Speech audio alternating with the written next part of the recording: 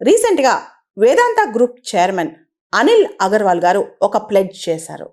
తనకున్న ఇన్కంలో, తన ఆస్తుల్లో మొత్తంలో 75% ప్రపంచానికి ఇచ్చేస్తాను, సేవకి ఇచ్చేస్తాను, ఫిలాంథ్రపీకి ఇచ్చేస్తానని చెప్పారు. ఆయన 35,000 కోట్ల గ్లోబల్ ఎంపైర్ సృష్టించారు. Vedanta group top most group, one of the top business groups in India అనమాట. మల్టీనేషనల్గా కూడా వాళ్ళకి చాలా కంపెనీస్ ఉన్నాయి. రీసెంట్గా ఆయన కొడుకు అగ్నివేష్ ఒక స్కీయింగ్ యాక్టివిటీకి వెళ్ళారు అమెరికాలో. అంటే ఒక మౌంటైనీరింగ్ యాక్టివిటీ అనమాట. దానిలో యాక్సిడెంట్ అయి పడిపోయారు.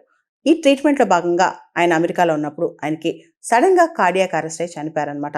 49 సంవత్సరాల వయసున్న కొడుకు తన కళ్ళ ముందే వెళ్ళిపోవడంతో అనిల్ అగర్వాల్ గారి మనసు కదిలిపోయింది, చెల్లించిపోయింది.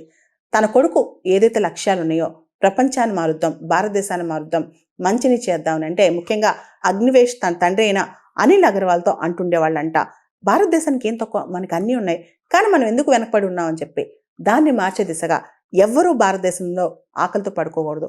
అదేవిధంగా ఏ పిల్లవాడు విద్య లేకుండా ఉండకూడదు, ఏ మహిళ కరువుతో ఉండకూడదు.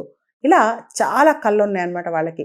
ఇవన్నీ నెరవేర్చడం కోసం తన సంపదలో 75% భారతదేశానికి ఇస్తానని చెప్పేశారు అనిల్ అగర్వాల్ గారు.